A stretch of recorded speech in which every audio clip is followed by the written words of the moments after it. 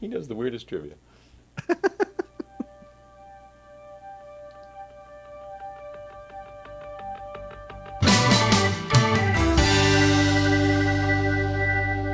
Oh, wait, I'm in the wrong place.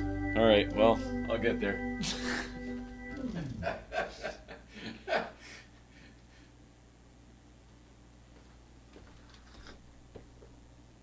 I don't know. One of these will work. Hello, we're coming. It's me. I'm late today. I take full responsibility. Hello? Anybody here? I can hear you. I'm going to go home. Oh, shit, I'm already there. Oh, what a life we lead. Good evening. Welcome back, ladies and gentlemen. Hello to you at home. Why is it so dark in here? What the hell's going on? All right, let's do this again. All right.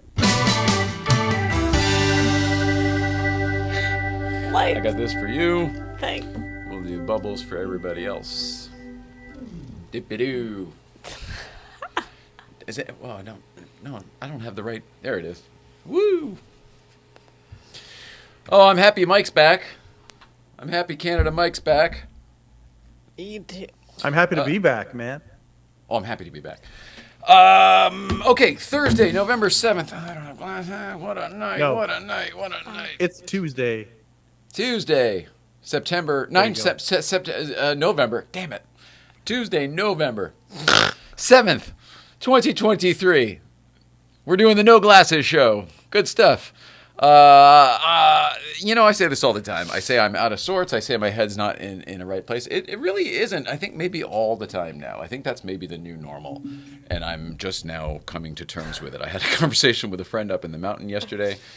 A friend who, we're all of the age now where things start to happen. Things go wrong with your body. You have friends pass away. Things just happen. And we both sort of came to the realization that it's not going to go back to the way we both think it's going to, for one. So we're kidding ourselves. And two, this new state of like, oh, my head's not in the right place. There are days where I feel like it is. They're never the days where we're in this studio. So I think it's just the new normal. Maybe some of you can relate, maybe not. A little Polaroid snapshot into my world. Okay, so, huh? Okay. Yeah. Okay. Who is that? Somebody. Wouldn't have said this otherwise. Had 4 days in Palm Springs. It was fantastic. As yesterday started to hit, the anxiety came, and all day today I have been fighting it, and I have been 100% in the swamp, mercurying my way through, trying to trudge my way out of it emotionally. And I haven't told anybody about it, but that's where I am right now. That's interesting. So maybe it's something energetically in the world, because we're nowhere. Well, you were nearby though. Palm Springs was pretty close. It's good to know that I'm not the only one. That there's at least two of us. But it is. I'm having a hard time coming to terms with it, because I can't put my finger on it. It's not like, oh, my vision's going bad. That's old age. Oh, we have friends who can't taste things like salt now because they got COVID or whatever. We were lucky enough to never get the COVID, so we both have our senses of taste. Yours is going away with MS, but it's not because of COVID. But little things like that you could attribute to other causes or other reasons, there isn't really anything. I mean, we have too much going on in our lives, maybe all of us these days, to maybe compared to our parents' generation, maybe. Is that true? We got these devices. It's just different, and we're inputting different stuff with the devices. Yeah. Different light sources. Yeah. Light sources is a drain, but it's all of the energy it takes for me, I think, to interact with the thing. When in the old days you kind of just had to put your face on and go talk to people. And I'm better with that these days. Feel that way too. Huh. I don't know. I don't think it's going to change. I think this is a newly developed old people problem. I think it is that. I think the kids are able to do so much more with their... All right. There's a reason all this is coming around. And it turns out here's a call out to all the sponsors who've been nice and very kind and generous to this show from the beginning, really. We have been running into technical glitches and errors that haven't been making sense lately, almost like poltergeisty kind of haunted-y type things. And they don't really make sense because we're adding new iPhones and this and that, and everything's kind of getting better. And the whole studio only gets tighter as we go. And then I sort of had a realization the other day of, wow, we have this nice iPad Pro in the desk here, which is sort of the brain for the whole situation. It was over 5 years old. And I thought to myself, maybe, while it wasn't exhibiting issues, it still seemed quick and everything. I thought maybe this is the type of thing that a new iPad might fix some of these weird ones and zeros glitches that I can't understand or figure out. So over the weekend, story time. Over the weekend, I went and you just do it from your phone now, by the way. I ordered a new iPad just to see. The same exact one that was here. It's an iPad 11 Pro or whatever, 256 megabytes. I got the exact same iPad, but it's 5 years newer. So it's been, the insides are different. Everything seems to be working okay today, which is both good news and bad news. Obviously, that's wonderful news. The bad news is that means we need to keep this iPad, which means I'm talking to the sponsors now. We need $1,000 for a new control system for the whole thing here that runs it. Whatever, that seems like it was the problem because we're on the multicast tonight. Now, the comments were coming in the other day when Mike wasn't here. The one show you weren't here. And now they're not. I don't know. I did put a comment up. You're talking about the YouTube, right? Well, I thought I was talking about both. This may be a separate issue, but the good news is all the connectivity those problems seem to be fixed. We couldn't even multicast the other day, buddy, because they came out with another software update, and everything in here looked great, but it was just like, Last Thursday, we almost didn't do a show. Right up till the guest got here, I was like, well, I'll just record it then, and I'll just put it up afterwards. And that's what we ended up doing. Things seem so much harder. I remember driving around to find magazines that were hard to find. It seems so much harder. Well, I agree with you. It's harder for our generation because what you just described is our level of problem solving. Oh, get in the car. They don't have the magazine I need at this news rack, so I'll go drive 6 blocks to the next news rack, and so on and so forth until I get the magazine. Those are real tangible problems, real tangible solutions. What we're running into here is a ones and zeros problem that's blurry and phantom-like. It doesn't tell you, like everything we're using here is within the parameters of, you have to have these specs of these whatevers, an X generation, whatever the heck. We're in full compliance here. Sensing a theme for tonight's show. We're in full compliance, but we're getting docked either way. But for whatever reason, it wasn't working. This seems to be working, which means we need to keep this iPad, which means we need some generous soul to send us $1,000. So with that, I'll stop talking about it and we'll move on. But like the brains before, the other iPad and this iPad look identical, but one's brains can go up to a certain point, and then this new one's brains pick up there and can go to the future. And we're all kind of just iPhones and iPads. Yeah. The whole Don't Judge book by its cover saying it's back in full force to me anyway. Yeah. So that's what's going on. My goodness gracious. There is a lot. My mother just emailed me because she's hilarious. When you talk about your indicators of old age, I am totally there, but I've got 29 years on you. And noticing decline in my almost 81-year-old Dave. As Betty Davis said, old age ain't for sissies. My mother's becoming wiser in her old age. Or she's learning how to talk to me. Because I'm receiving her much better. I'm taking with the letter. The last part? It's just me from growing? The letter. All right, so here's the thing. Tahoe. We have to talk about Tahoe tonight. We've been to Tahoe again since we've talked to you last, and we're exhausted about it. In the world of bummers, Matthew Perry passed away since Mike was here last, and since we've all traveled, and that's something I want to talk about tonight. And then, and it's something I don't want to talk about, but we have to. And I hope Don's actually pops in here. He cut his cable feed today, but I hope he remains with his feed. He hasn't messaged me yet, but he might be watching. Irene, however, has. Oh, good. And she is, it's Rupert and Irene. Hi, I think Rupert Rupert's and Irene. in Florida. Oh, good. Well, so Rupert's watching. Good. Well, we're talking about Napoleon Dynamite tonight, and it's a movie that's only on our Second Chance Theater because Don Giller does not particularly like it. I don't imagine he watched it again. I would imagine his opinion is solidified already. We did the work. You more than me, because I ended up getting up and doing work in the background. But we watched Napoleon Dynamite today, and we will talk about that in a little bit, as well as get your thoughts on it. Tahoe, Matthew Perry, Napoleon Dynamite. I told you we need an iPad. The good news is, though, all of the iPhones, everything seems to be working better. We still need one new iPhone, but still. But other than that, we're almost back up and running. Just in time to have guests again. And I think that's it, right? I'm exhausted. Did I mention that? We're back up at GVBC. We'll be talking about that. Or back up at Newcombs Ranch for GVBC. We'll be talking about that. And also, Mike was away. Mike was in Palm Springs, and he's back. And your health stuff just sucks. And I don't want to bring people down, but I do want to maybe even start here. Just whatever you want. How are you doing? Not good. No. And this whole infusion that didn't happen screwed up the app stuff, so to call again to reset the whole thing. This is I take full responsibility for that because we thought it was too much stuff. We thought we were juggling too many things this week. It doesn't matter. This isn't for you guys, but like life has just been, there's a lot going on in the background. And I'm glad we're here with you guys tonight.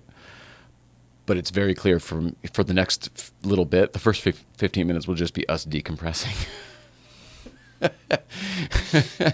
It's just hard. It's hard for me. It's getting really, really hard for me. And I don't have to deal with any of the shit she does.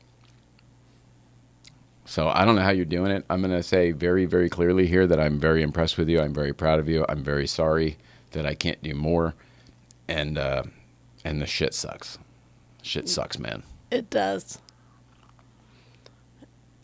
There's a lot to learn. I'm Johnny Lieberman, and you're watching LNP. Christ. What does LNP stand for? Late night. Jesus Christ. This is... Hey, Johnny. That was inappropriate, Johnny. Like, timing, buddy. Come on. She was pouring her heart out, Johnny. Come on.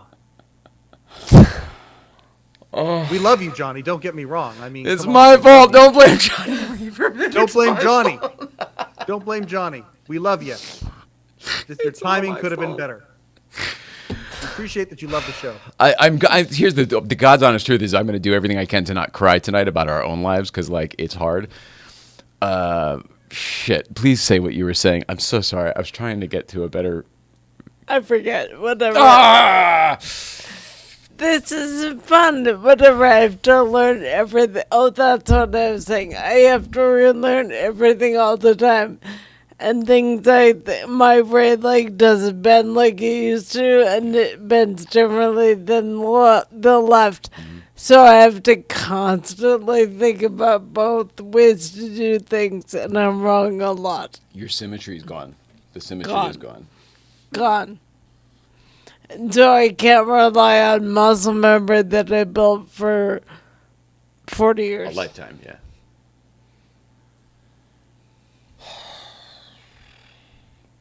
It's rough. We don't really know what to do. We're at a place where we don't know what to do. We're not like giving up, but we an hour before the show, I was like, I don't know what to do. I don't even know how to fix some of the things we need to fix just to help you get around.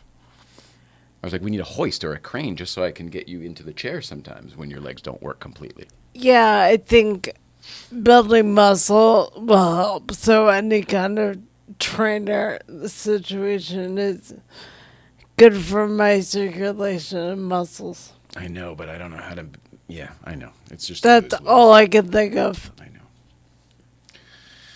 know. Fun stuff. Life with MS. I just wish I had more energy. I could do a lot more. Oh, I know. It's not your fault though. But I can build it. I built bodies before, swimming bodies and hockey bodies. I know, and that's the right attitude. I just don't want you to apply that logic and then that was when your body was healthy and you could fire all those signals down. Now when you fire those signals down, it's almost like it's just hurting you even further. It is, but that's why another set of eyes like coaches help. Really? And huge. And I relied on that for every sport I did. But they don't understand the MS part. But they listen differently. My problem.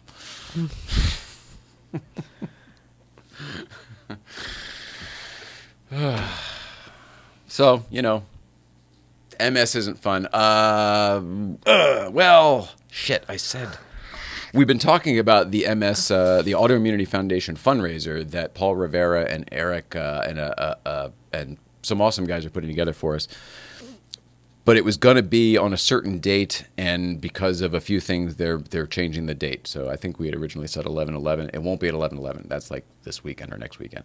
But it's coming up in a few weeks. I don't want to start saying another date yet until this is like locked. Because speaking of Johnny Lieberman, like Paul was telling Johnny Lieberman, I was telling all of you, and I hate when that happens. I hate saying one thing and then it doesn't happen. Still happening, not on 11/11. We went up to Tahoe, and that was one night was harder than the majority of the trip because of our big road trip, because of, I think, your decline and stuff. It wasn't even the hotel room was worse. It was fine. It was... This has gotten way worse so fast. And I'm doing everything I can, and I realize how little in the grand scheme it is. It just blows. How do you keep from going nuts? How do you keep from... If I woke up every day with what you just said, I would go nuts. To get a headache, I think that's why my body shut down some things. And it just denies them? Yeah, it doesn't let me think about that shit anymore. It's like... watch TV, that's a hobby, because I look at it psychologically, like my glasses. And what else can you do? So you're putting a good spin on what you have to do. It's fine. It's all I can do. Yeah. I Because support otherwise you it just hurts, and I don't want to focus on that and make it hurt more. Your body's at a place where really all you can do is sit and watch TV. So the fact that at least you make either both a game or a learning experience out of it, or a psychological experience, at least that you're keeping your mind alive instead of just turning vegetative, I think at least you've got that going for you right now, and I salute that, every little thing. It's all there is. Like, everything is inside in my head, too. It's so frustrating that... none of my doctors have done a physical exam because there's so much I think they know if they just touch what I was talking about. Yeah. And it's different. So from time to, it's like you'd need a physical exam every frickin' month at this point to watch the decline, to actually register it. Yes, to register, sure, but to be able to talk about something, that would be awesome. Yeah. So all that to say, it was a lot for us to get back up to Tahoe for my little let's fight this ticket fucking mission that I was on. Let me bring Mike back here. I'm trying to not bring Johnny Lieberman in. Sorry, Johnny. Okay, before Tahoe, I've got a whole pile of comments here that are coming from people. So are we getting, but I don't want to get into them until we get light. We're getting into more lighthearted, like we're in a bubble, because life can really kick you in the teeth. And if we're going to take this hour and it not be that, but I don't want to get into that until we're done with this. I appreciate you being so sensitive. I'm just realizing now, I apologize for my appearance once again. I started shaving like right before the show, and then I realized there wasn't time, so I kind of just did the neck. So I've sort of got a big bushy beard here. It's not a new look. It's just sort of unfinished.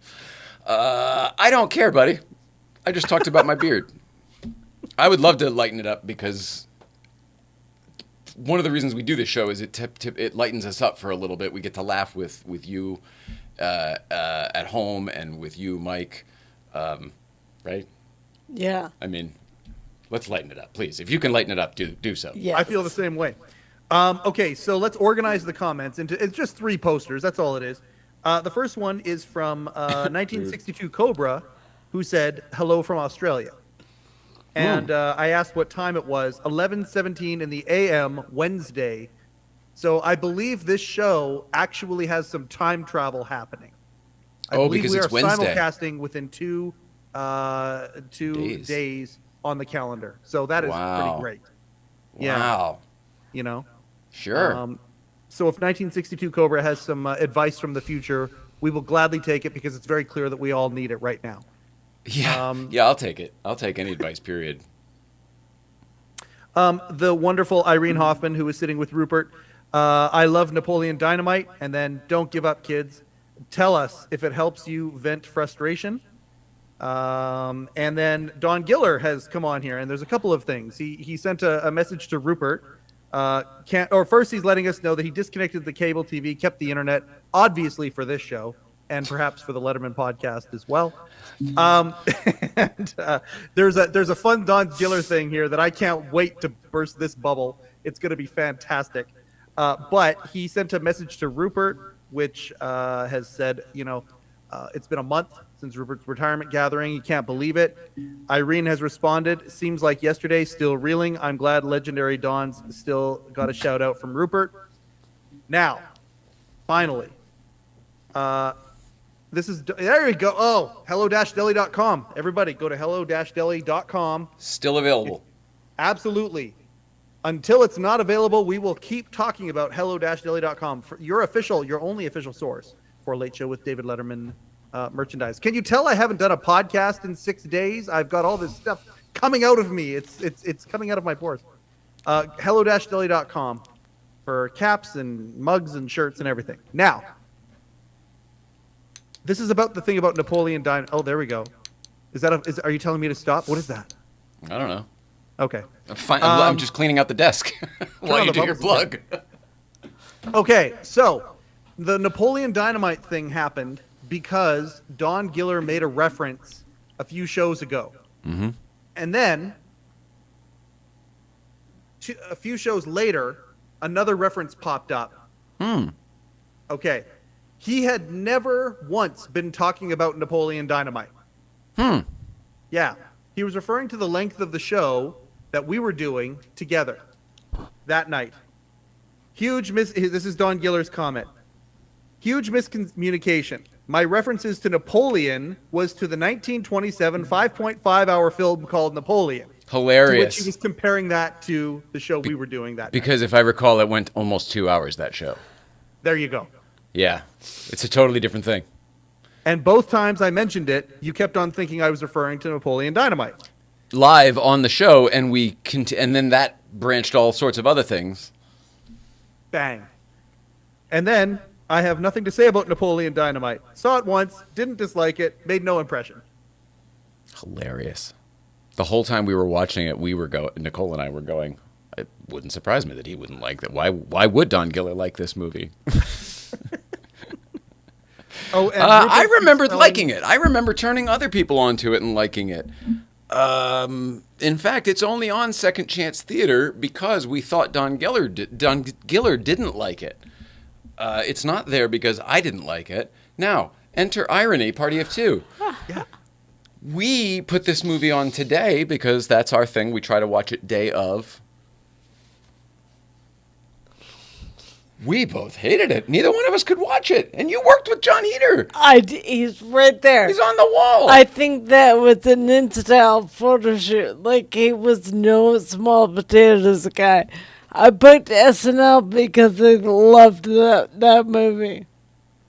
I think... So we were trying to figure this out, Mike. Do you think it was a timely thing? Because nerds, in general, are a little more beloved these days than they were 20 years ago. I think the world has changed. Movies have changed. Chris Hardwick came around. Just a lot of stuff where Comic-Con went from being kind of a cult thing to a mainstream thing. Maybe all of these things have changed the tone and the perception of this movie. It may have been early on a wave that has since come and gone. Maybe. We did not love it. I got up in the middle and started preparing for the show. And it was like all the parts I was like, I started to anticipate, like, oh, well, I know I liked this part, and, I know I liked this line and this read, and none of them landed with me at all today, and I don't know why. Maybe I wanted to be more like Don Giller because I thought he didn't like it. It's probably not that, but I thought I'd be more in the middle on this one. I really didn't think I would straight up not like it. It wasn't nearly as funny as I remembered it being. Also, it was an MTV Films production, which I didn't remember, so I don't know what that implies, but, it was probably a little ahead. No matter how it reads now, I really feel it was a little ahead at the time. I believe I could be so wrong, but I think it was one of their first to build a big national campaign. Well, the Jackasses. Before that. Yes, but to build a big national campaign around. Maybe it was the first scripted. Yeah. Kind of thing? Okay. John was really vanilla and could be liked by a lot of people. It was just, it was our first introduction to like just people. I hate to say normal because Napoleon and every character in that is anything but normal, but they're not polished, veneered teeth, TV, film, movie people. They're like just regular people from, I think, Idaho, I think it takes place. And it's the whole thing with Napoleon is that he's not putting on a front. He's just, everything's so, whatever,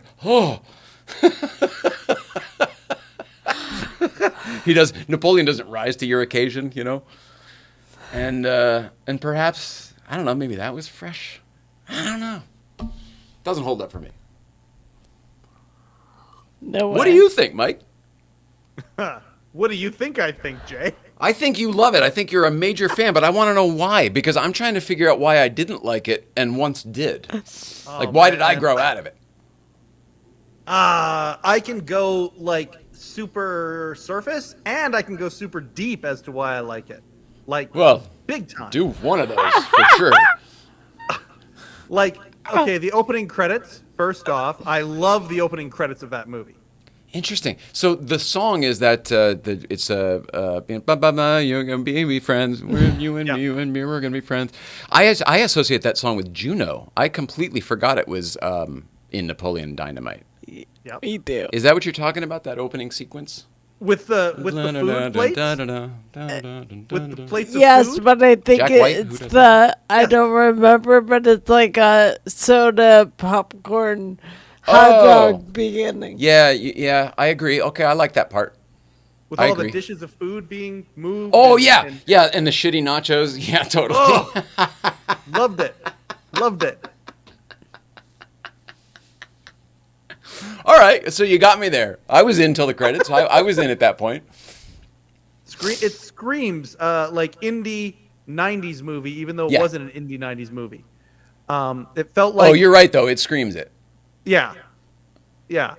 And that's another thing that I liked about it. It felt like a movie that kids who liked alternative music in the 90s would enjoy, and I was one of those kids. Soundtrack was great. Very retro, very cool soundtrack. Yup. Very much. The other thing so. about it is I was wrong on the time. If you had asked me when that movie came out, I would have guaranteed it was 2000, maybe 99, 2000. And it's 2004. It's 5 years later than I thought. Yeah. Yep. Yeah. It okay, so surfacey, I just loved the absurdness of it. Like Napoleon saying, "Can I cook you some of this delicious bass?" That's a funny line to me. Because he says everything monotone. Yeah. Like it's regular, but it's not regular at all. Okay, I got you there. Yeah, I like that. Enjoy that.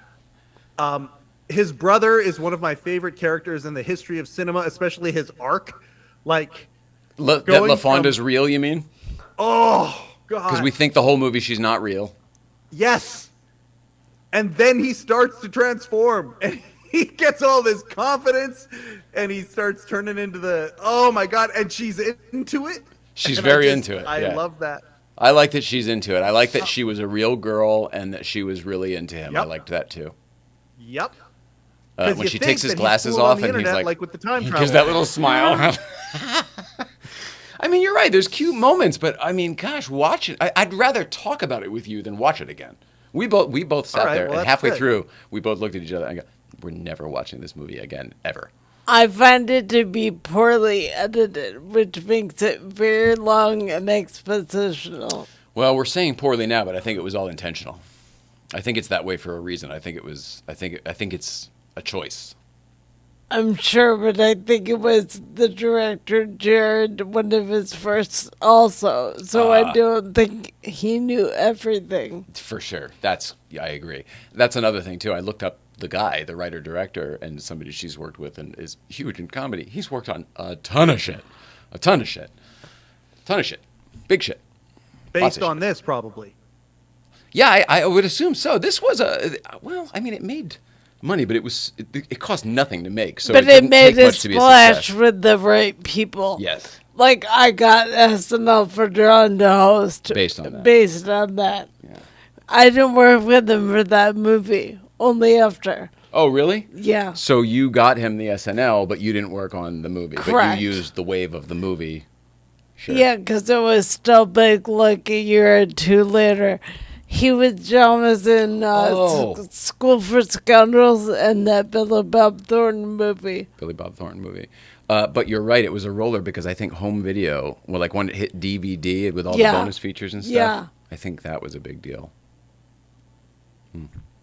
Oh. All right. Everybody knows John Heater's got a brother, right? What's his brother's name? Douglas. Twin. Yeah, sorry, twin brother. Did you know that? Oh, I was unaware. Sometimes you see the... Can I say this? Sometimes you see the twin in stuff. Nice. For real. I mean, he's an actor. That's what I would right? do. Or is he just in other stuff? I think he's just Or he's at least a comedian? Stuff. Oh, that's hilarious. I don't remember him to be a comedian. That's so funny. All right, well then, it's hilarious. That is a very funny misunderstanding. It doesn't surprise me even a little bit, though, to be honest. There's a lot of comments here as well, but Go for can I it, talk please. about the subtext of that movie that I love so much? Yeah? And I think it has to do with me being Canadian. I'm almost positive.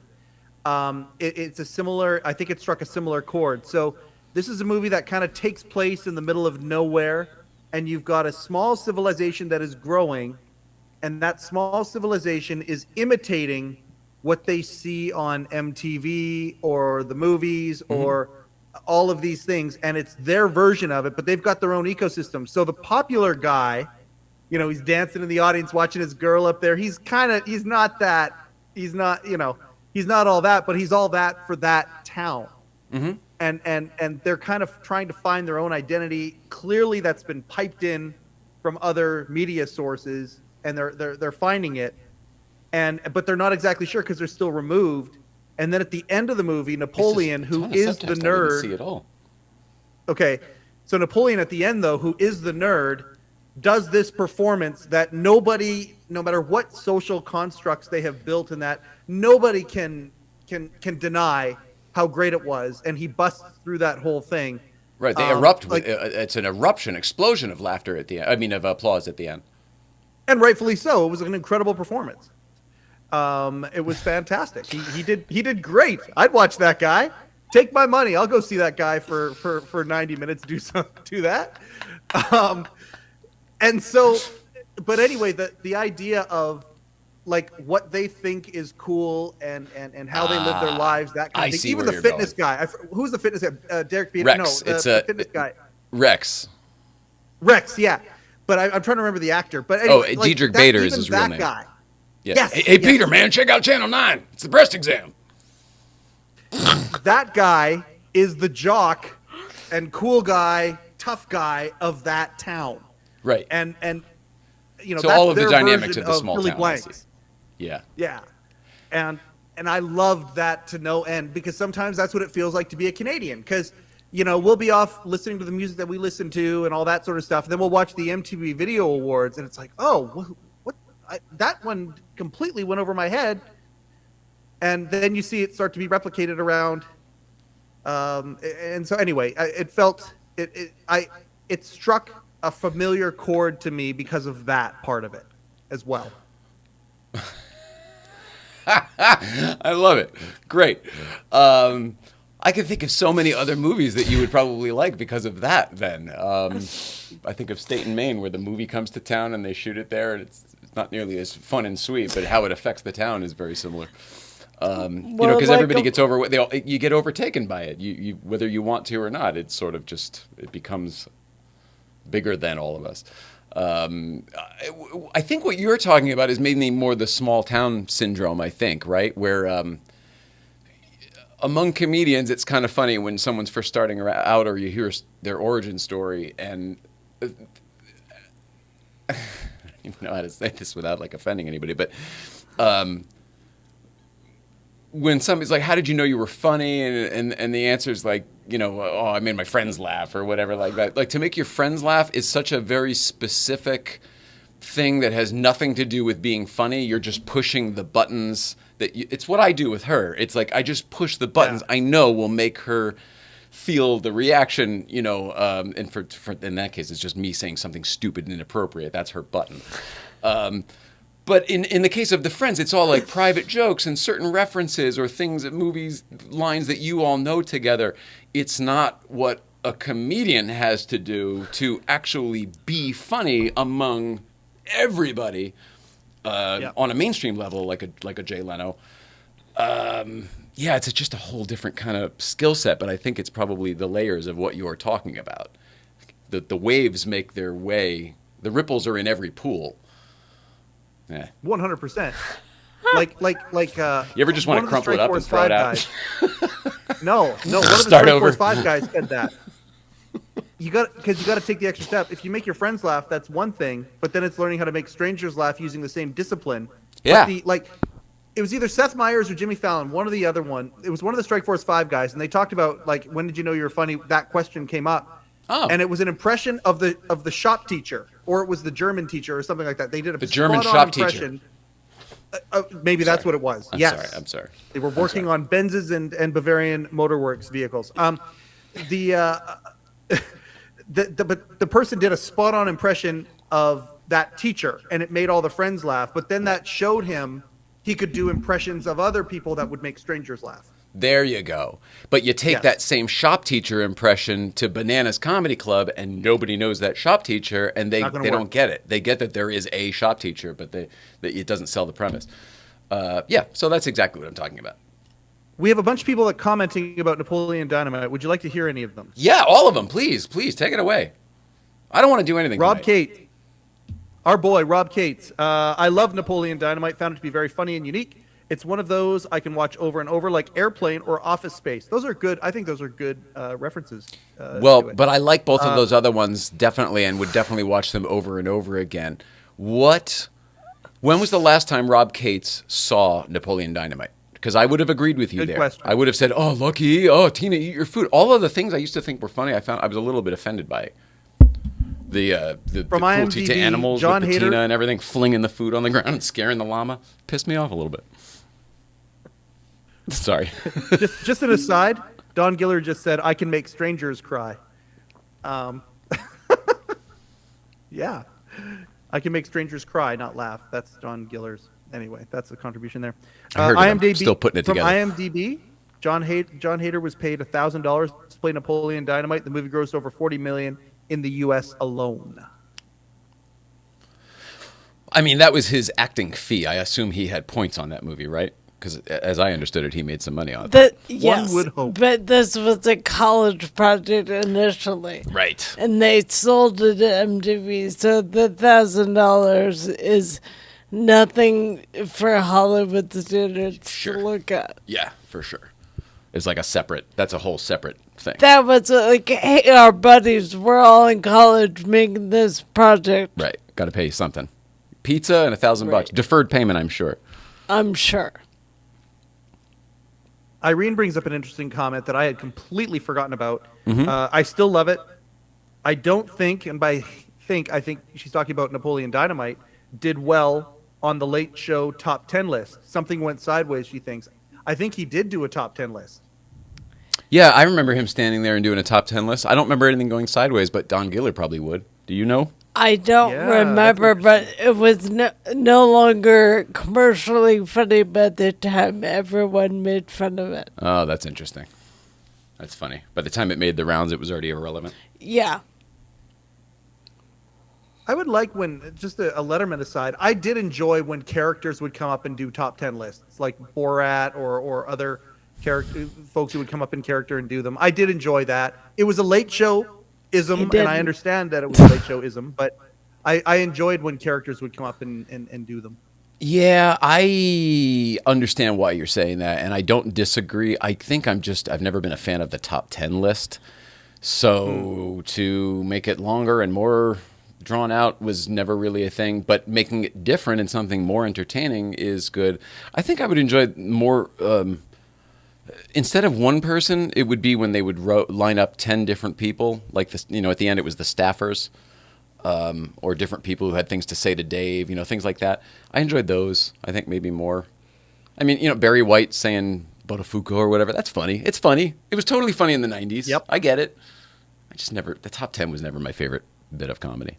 No offense to all the writers James Earl Jones, who turned it. Yeah, that was a good one. I mean, those are funny. I get it. I agree with you. Some are great, but the talent that was doing it in character didn't always feel like it was written for the character. I agree with that, and I would say almost all of the times they don't land, it's because it's not read how it's written.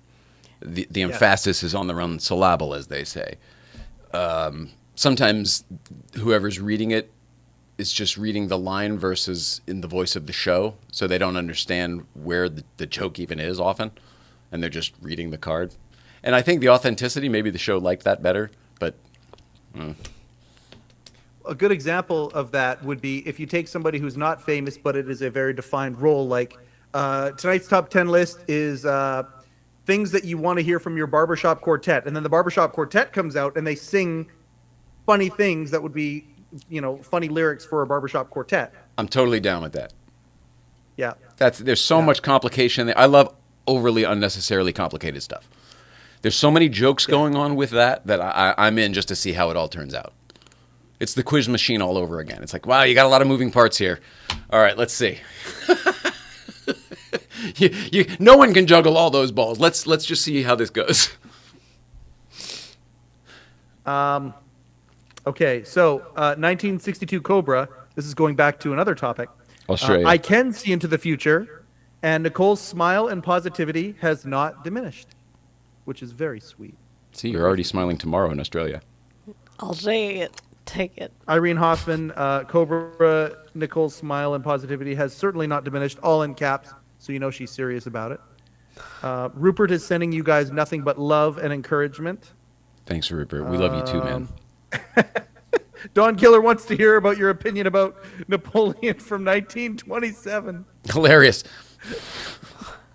Can you imagine that we put a 5-hour movie on the Second Chance Theater?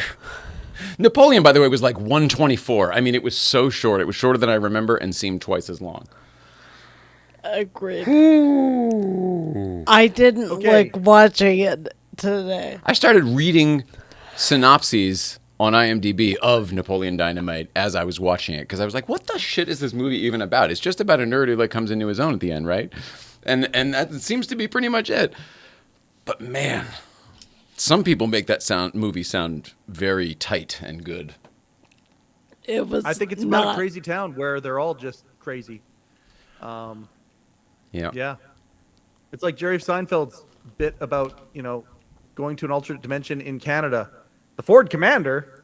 Where's that? Where did that come from? I love that. I love that joke. Because everything's close but no cigar. It's all Bizarro World. Yeah. Seems like a guy like Jerry Seinfeld because the whole would say town's Bizarro like that. World. It's his reference, isn't it? I believe so. By the way, December 21st, 2004. Top 10 signs you're not the most popular guy in high school, presented by John Heater. And 2004? That was the year Napoleon Dynamite came out? Yeah. That's good. So, and he's going through all 10 of them, by the way, and he's putting them down line by line. Oh, good. Thanks, Don. So, here's the thing. I wish those live comments would stay up because I think they go away, don't they? Or do they stay up now? I think they go away because when I'm on watching premieres with, the half a dozen folks who like to watch the Letterman podcast as it comes out on the premiere, and I'll chat with them back and forth. Live, first airing. Comments are nowhere to be found when the premiere ends and the other one goes on, which is too bad. There's some cool dialogue in there sometimes. Yeah. I hate that with the Facebook. Like this one here would be great. The Instagram, too. Like if you do an Instagram live or whatever, and you have a great conversation with people, but a lot of times the conversations are you're having interactions with the comments, and then people don't get to see that later on. They don't understand what's happening. Exactly. Some of the context is gone. So then I just stop putting the videos up because it's like, well, if I have to spend all day explaining what the conversation is in comments, I don't have time to put it up at all. Yeah. Yeah. And another thing, I'll tell you something else. Code to feature the comment. All right, man. Matthew Perry. I'm still not ready to look at it. Affected me. I got really sad. That and Haish affected me in a way I did not expect.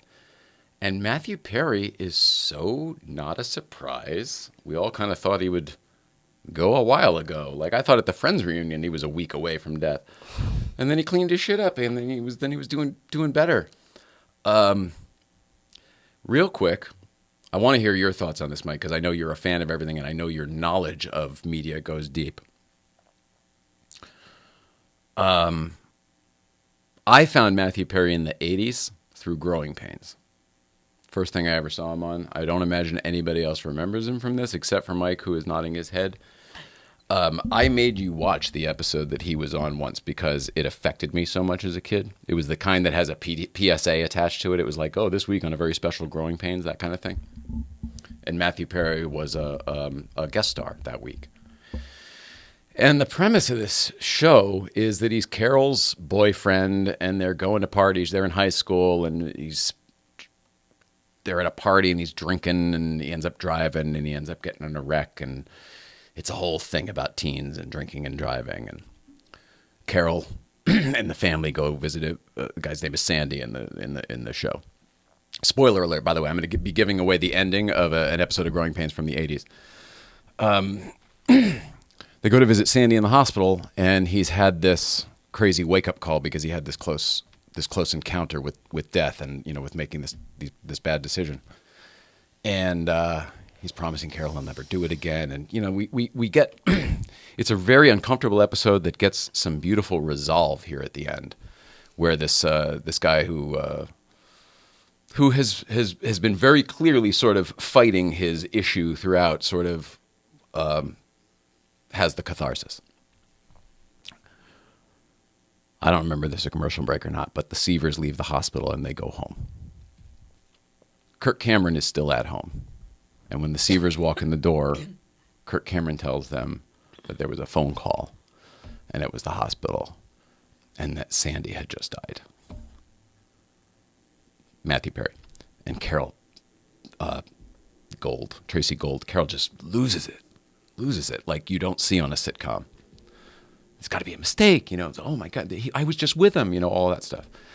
And it was very, very emotional. And then, they end the episode with, okay, kids, the Seavers in the household, but they're talking to camera now, and like, all right, that was our little theater, but seriously, don't be drinking and driving, you kids.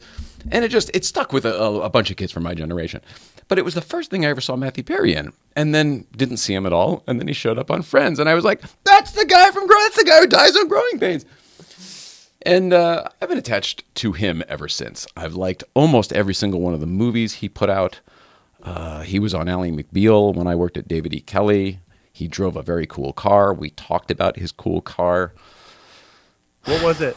BMW Z8, and I was a BMW guy at the time, and I had just bought a new one, and we both parked not far from each other, and whatever. They were both silver. He had this awesome red interior that was so vintage and retro and beautiful, and I frickin' fell in love with it. I told him how much I loved it, and I said I was going to get that in my next one, and I totally did. I ordered my next one silver with the red interior. And he was just a cool guy. I mean, we didn't become friends or anything. I mean, he was just a cool guy. I would see him, and David E. Kelly was, I don't know if he was Canadian. Is he Canadian? But he skates. He ice skated, and there was I don't know. There was like the softball league that the Letterman show Matt? and a lot of other shows used to be into.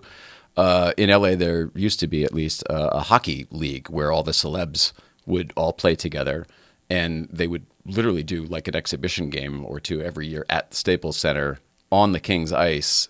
During Saturdays when the Kings would play at 1 o'clock, we'd come in at like 9 o'clock in the morning, and all the celebs, Tim Robbins, Matthew Perry, David E. Kelly. Steve Carell. Who? Steve Carell might have, Carell. yeah, maybe. Kiefer Sutherland, I think, was there. There was a bunch of people, anybody who skated and played hockey.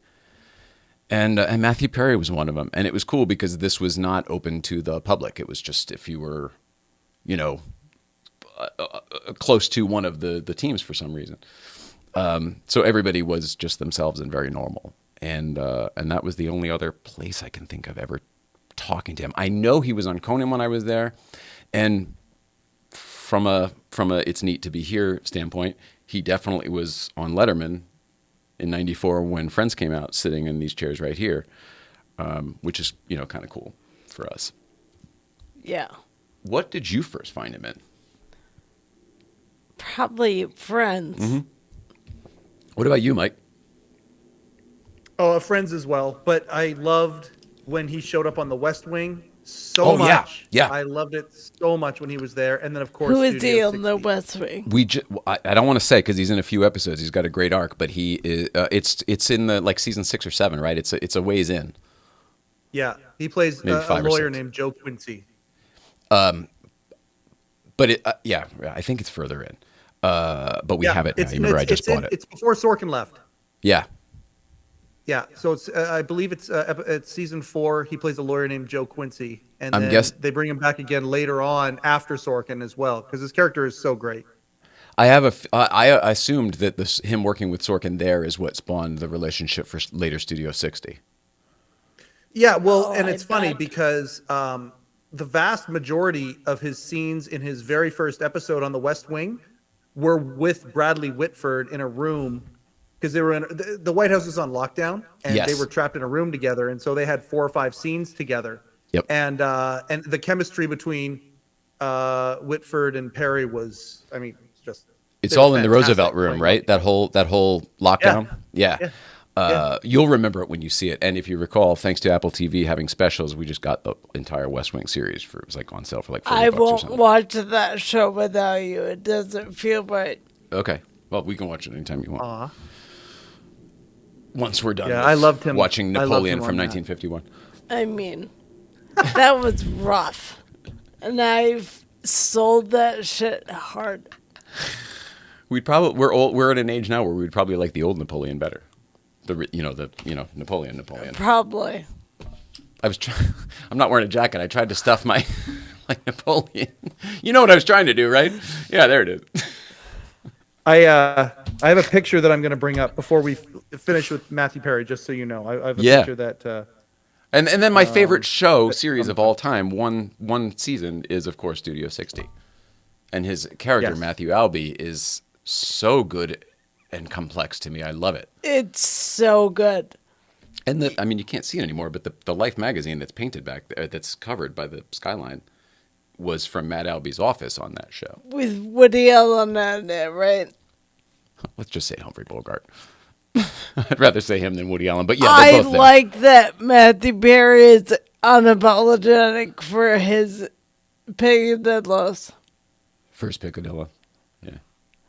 All of them, like the foundation was like for alcoholism, and like he's upfront about who he is.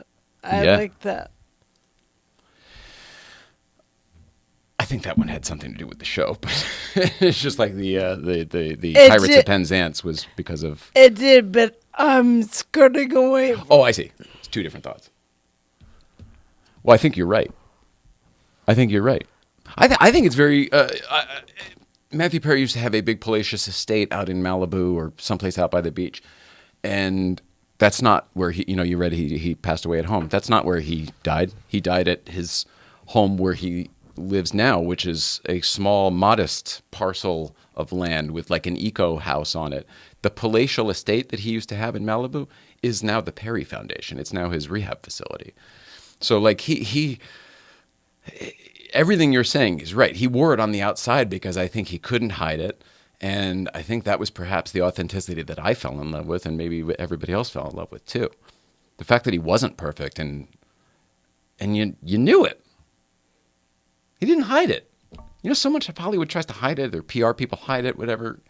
He had issues. He was working through them always. Yes, he was an example we used often of like, own whatever you have because things will come up. So own it before you have to face it from someone else. So that's part of it. This was all out in the open, so it was never hidden to get uncovered. Right. Huge. He did an appearance on Letterman. If you go to the official Letterman channel and you go in chronological order, the last thing they put out was his first appearance. Which was fun and it was good. But if you go back a few months to the date corresponding when his book came out, they showed an appearance where he actually went on Dave, and I don't know if it was 2011, 2012, where he and Dave talked openly about that. And I love, I completely concur with you, Nicole. I remember watching that episode real time when it came out going, holy shit, this guy's getting real. In a time where a lot of men didn't get real about this stuff. And he was doing it, in front of 3 or 4 million people. This is the picture, by the way, that made me cry more than anything. Oh, man. It's blurry, but here, I'm going to go to you full screen. Yeah, let's see if I can. It's probably better if I keep it back here, actually. I've got it. Yeah, that's Joey looking at an empty chair from an episode. And that just, to me, just crushed me when I saw that. I openly wept when I saw that picture. Yeah. I think me hard too. Oh. The visual of it all. Yeah. And the fact that of all the characters, Joey's the one that probably will have the biggest struggle with dealing with the loss of Chandler, Yeah. I'm not trying to say anything about Joey's simplicity. I meant because they were so close and roommates and everything. Poor Joey, he won't understand. That's not what I was saying. Who's going to explain this to Joey? That's not what I meant. Oh. July 17th, 95, Matt sat in those chairs. 95. July 17th. Thank you, Don Giller. Yeah. Thank you, Don. Was that Don Giller's work? Of course. Thank you, Don Giller. All right. I mean, here's the thing. We're exhausted, but we have to talk about Tahoe, right? Or are there any more comments? Should we talk to anybody on comments? I wish they were. No, I think we've summed up everything. I apologize to all of you. Get your comments in next time, and maybe we'll get to them. Anyway, was the Ranger girl there? Like, I know that you said it was a completely different than what we were expecting, but I've been dying, and it's been hard not to text you and ask you. So, thanks for not doing that. You're pretty awesome with handling me these days.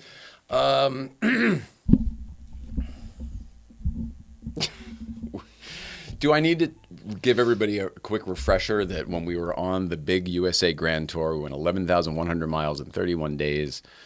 It was an incredible experience. It was an emotional experience for both of us. It was a cathartic experience. The roller coaster we went on energetically to accomplish this whole thing was absolutely nuts. Emotionally, to see the family we hadn't seen in a long time, to repair bridges and and just family stuff that happens over there. All of those things that occurred. We received one motor vehicle summons. I don't even know if it's a moving violation. I think it turns out it's a civil complaint or something like that. But we got one ticket on this entire trip, and it was the second to last day, almost home. We were driving from, I can't remember, we were with Zwart in Colorado, and we'd driven through whatever the heck. But for whatever reason, we'd just gotten to check out the movie from the hotel from the movie we just saw, Cal Neva hotel. This is a Rat Pack hotel from the 60s that was the basis for the movie Bad Times at El Royale. The hotel is half in California and half in Nevada, right? It's literally, there's a line through it. And it's closed. It's condemned. They're probably going to tear it down soon. There's a fence around the whole thing.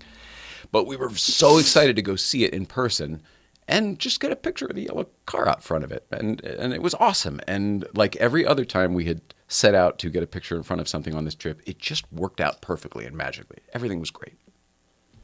Cut to 5 fucking minutes later.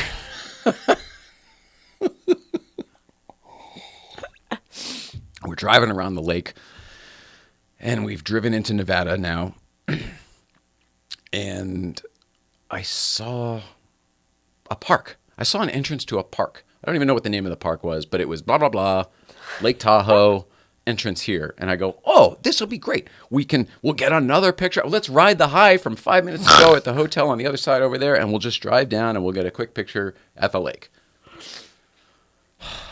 We go long, windy, single-lane driveway, which is 100% the entrance, just so everyone is clear on this story. The sign was the entrance. The entrance was the entrance. The single-file long lane through the woods all the way down, descending to sea level, was the entrance.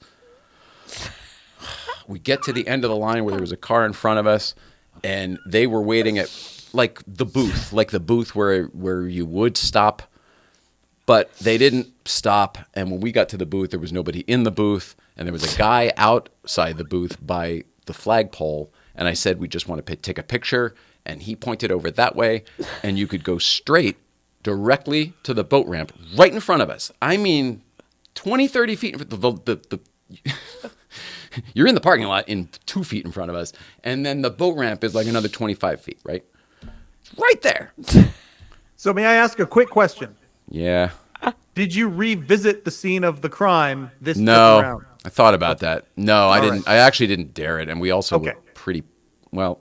We might have done that had things gone differently. We thought about it. I have for sure looked it up on Google Maps to confirm what I thought was right. Like I've looked at the aerial, from the sky to make sure that, oh, maybe I did do it wrong. Maybe I was so excited I was not paying attention. This totally could happen. Thank you for clearing that up. Proceed. No, so what it actually is like at this booth, the lane kind of splits. You can go straight right into the boat ramp area, or you can go to it kind of loops around, and then there was a bush. I couldn't see what was beyond it, but it's like the regular parking lot area is what it looks like to me. So it's like, oh, you go left if you're going to go park, or you go right to the boat ramp. We went right to the boat ramp, straight ahead, right? And I didn't think anything of it. And I pull it, and I'm literally looking around. I'm like, where's the best light? And I turned the car around, and then I backed it up into right up to the boat ramp. You've all seen the picture. I don't know if it's in here or not, but just in case, let me see. Might be worth it. When it's not, I'll just say it's not. Turns out it's not. Good news. All right. Not too much time wasted.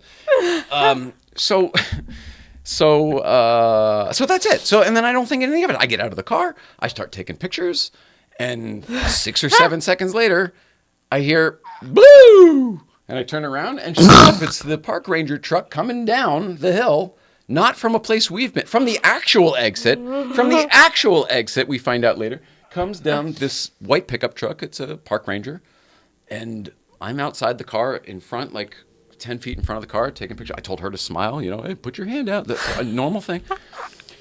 And she gets out, and she doesn't acknowledge me at all, and I'm looking at her, and she's not looking at me, and she's looking at the car, and I'm looking at her, and I go, are you here for us? And she's like, didn't say anything, and I go, did we do something wrong? And she goes, well, yeah, you came in the exit.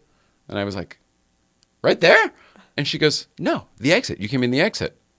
And I was like, all right, okay, all right. I figured we were wrong somehow here, because she wouldn't be over here for no reason.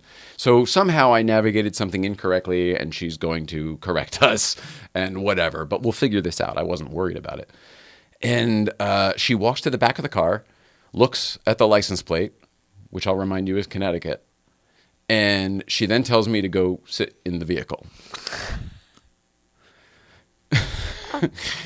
And I'm not confirming that she saw it was an out-of-state plate from a very far, long way away, but that's what happened. She looked at it, and she goes, okay, get in your car, give me your license and registration or whatever the fuck. I give her whatever information we had. I couldn't find the insurance. She was getting frustrated about that because it's online. She wouldn't tell us what we did except we came in the exit. Now, and then she took my license and info, and then she's now writing us a ticket in her truck. Now people are walking by. This is the boat ramp in the middle of the summer. It's Lake Tahoe. There's people everywhere. There are people checking out the car. Nice, got thumbs up. People are taking pictures of us in the car, taking pictures of us, the car, and the cop. The whole thing was hilarious. And we were laughing because this whole trip has been amazing. We have been so lucky, and we're so grateful for no accidents, no mechanical errors. Like, we've survived. We haven't killed each other. We haven't emotionally died. We broke down a bunch, but we made it. And she's writing the ticket, and we're joking with all the people. And they said, "What'd you do?" And I said, "I guess we came in the exit." And then she comes back over to the car, and she goes, "Well, she goes, did you figure out the other thing?" And I was like, "No, I'm still trying to figure." She goes, "Well, I don't have time to wait around here all day while you figure that out. So here's your thing." And I wrote you up for fucking, I should go get the actual ticket, for failure to obey a traffic signal, for coming in the exit, which equals failing to obey a traffic signal. Because if the sign said exit and I came in and blah, blah, blah. But that didn't happen. So all I can figure at this point is that she must have seen me turn the car around, think we came in from the other side instead or something, where there must be another exit. I don't know. We couldn't figure it out. But we also wanted to get out of there, and we didn't want any trouble, and this was already a little bit weird. So we didn't press it in real time. She said, and didn't pay the fee at the gate. And now, keep in mind, we're still the same 25 feet from the gate. And the guy's still over there, and he's still on the phone, and he's still waving, and he's still doing whatever he's doing. And I don't even know if that guy on the phone by the flagpole works at the booth, because there was nobody at the booth to be like, $5, sir. And then I would have been like, "Oh, we're not staying. She's in a wheelchair. We can't go to your sandy beach. We're just going to take a picture over here." And they either would have said, $5, sir, or, "Oh, no problem. Go right ahead." The whole thing was just ridiculous. So this very long retelling, we got a ticket that said what I told you: didn't obey a sign, came in the exit, and didn't pay the park fee. I ask her, I go, "Well, I don't feel good about this last part. Can I pay the park fee? Like, we didn't skirt the part. We didn't skirt that part. It shouldn't be on here." And she goes, "No, I'd rather you just leave." Oh, that's what it was. She goes, "I'm writing it. So here's your ticket. And because you didn't pay the fee, I'd like you to leave." She goes, "I don't want you to stay in the park." And I was like, "Well, we just took the picture. We weren't staying. There was no intention. She can't walk. We can't do that." And then the whole thing. And she goes, "No, I'd rather you just leave." And I waved at the guy over there, and I'm like, "Is that the exit?" Because she's now saying we should go out the way we came in, right? This ticket is saying we came in the exit, so we should go out the way we came in. So I'm literally trying to get the guy, his attention over there, and now the cop lady is over there on the way to the guy. And I'm trying to be like, is it this way or this way?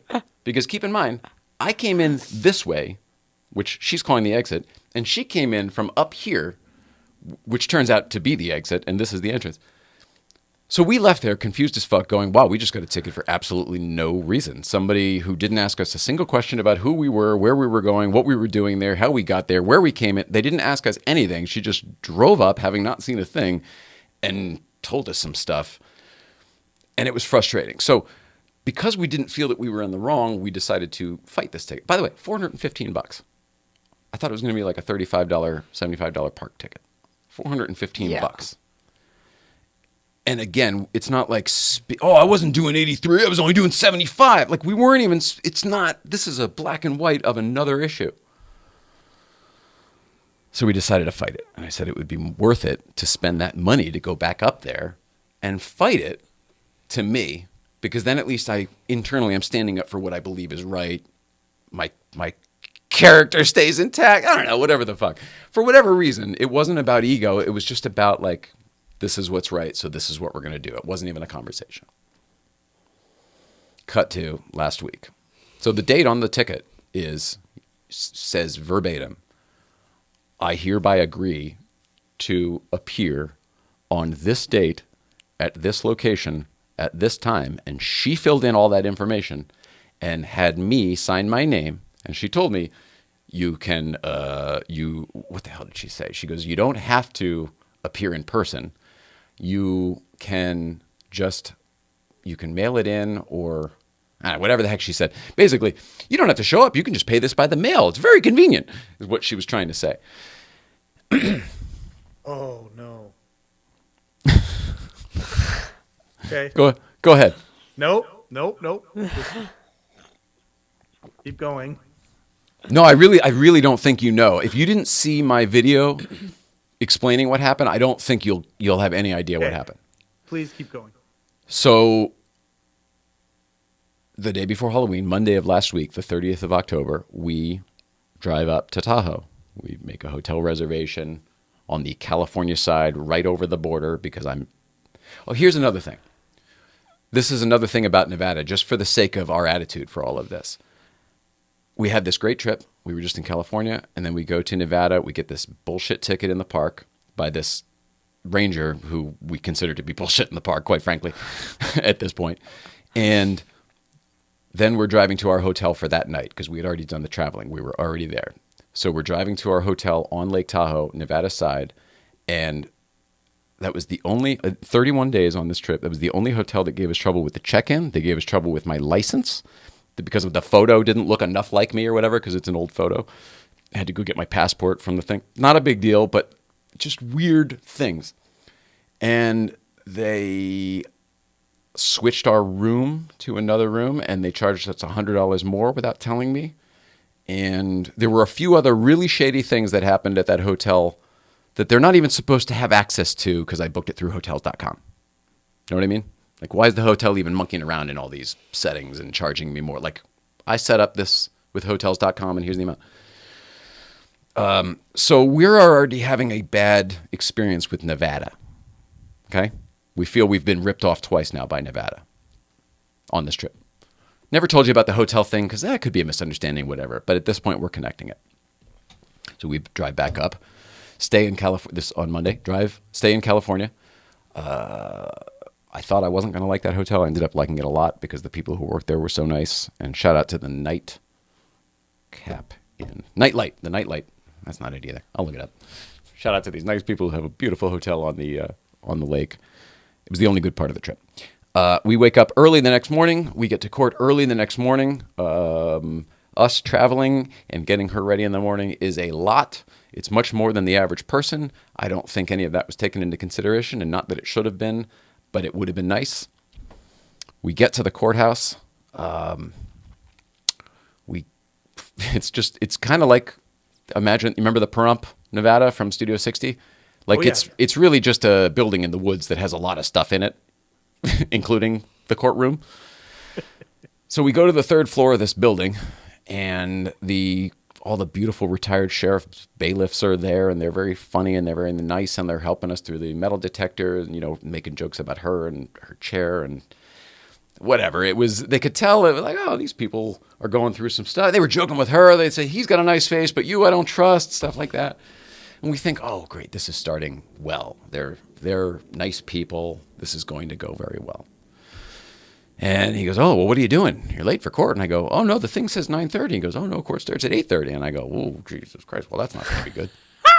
And he goes, oh, are you fighting the ticket? I said, yes. And he goes, oh, okay. He goes, well, then just bring it over to the window there. He goes, when did you get your ticket? And I go, a few months ago. And he goes, oh. We looked at each other like, what does that mean? All right, okay. So we go to the window. This is the clerk's window now at the Incline Justice Court. And I give the clerk the summons, which thankfully I brought with me. And she dials it up. And she goes, oh, so what are you here for? And we were like, to plead not guilty. We're here to fight this ticket, and we're proud of it. We're coming in strong. And she goes, oh, well, you would have had to done that ahead of time. You have to fill out a request for whatever. And I was like, no, we're here to do it in person. I don't want to fill anything out. We're here. Let's just go to court, and the thing says to go to court, so we're just going to go to court. And she goes, no, there was a new law, and now you can't go to court anymore. There's a whole thing, and she's trying to just explain it kind of nonchalantly. And I was like, well, no, because we came up here to go to court, and I've got this thing, and it says I'm supposed to go to court today. So here I am. Drove all the way here, quite a long distance to go to court. Say it again. Are you short-circuiting inside at this point? Yeah, you know me. Like our synapses are starting to blow up in your head? You know me. I'm doing a fine job keeping the outside in line thus far. Yeah. But you're right. Inside, it's going because like I'm trying to play by your fucking bullshit rules, and you're changing them again. So I asked her to explain it. I said, "Okay, can you get that to me one more time from the top because it's just not registering." Because again, you see my wife in the wheelchair, and I'm going to remind you that we came a very long way for this, and that we're here to fight the ticket because we don't believe we were wrong in the first place. And she says, "Okay."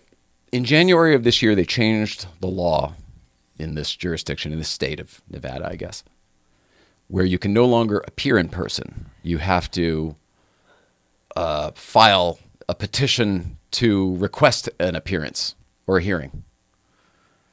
It sounds to me like you're guilty until proven innocent is what it sounds like to me. But I'm certain that they wouldn't explain it that way. I said, okay.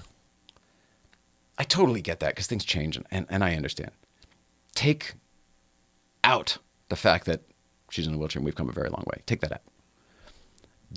This law you're talking about was enacted in January, correct? Yes, correct. This summons was written in July, 7 months later. What the shit am I supposed to do? Like, I don't give a crap about your law that was written 7 months before this ticket. I can only do what's on this ticket. I don't study the law. I'm not a part of the Nevada bar. I don't know what your rules are and your laws. How would I know? I got this ticket in July and it says to do this. And the officer had me sign my name to it to promise that I would do it. And here I am doing it. And you're saying no. And she goes, there's nothing I can do. And we were kind of really confused at this point. And I'm looking at the bailiffs and they're just sitting there now like, have you ever been someplace where you're maybe at a party and the wives are kind of getting into it for some reason that doesn't even matter, but the two guys are just they just sort of sit there quietly and kind of, just sort of, it's not my fight. I mean, if it were up to me, this would all go away and nobody'd be fighting at all, but, and it proceeded to escalate. And she said, I said, but this doesn't make sense. I said, well, I understand everything you're saying. And it seems like one of those technicality loopholes. I go, I've seen the terminal. I've seen the movie. I understand that things get here sometimes. But they also have to get out of here sometimes. And that means that someone has to make some sort of a discretionary decision because I remind you that the law is up to interpretation. And I'm telling the clerk at the Justice Department this at this little woodsy courthouse. And she says, well, I could have the supervisor. Well, she said, I could have my supervisor explain it to you. And I was like, well, I mean, you're going to need to because otherwise I don't understand why I can't just talk to the judge because this says I should be able to. And that's what I'm here. And every other incidents like this in my life has always gone this way where totally there's issues, but you just go work them out. You move paperwork from over here to over here, put us on the stack at the end of the day. We'll wait, whatever.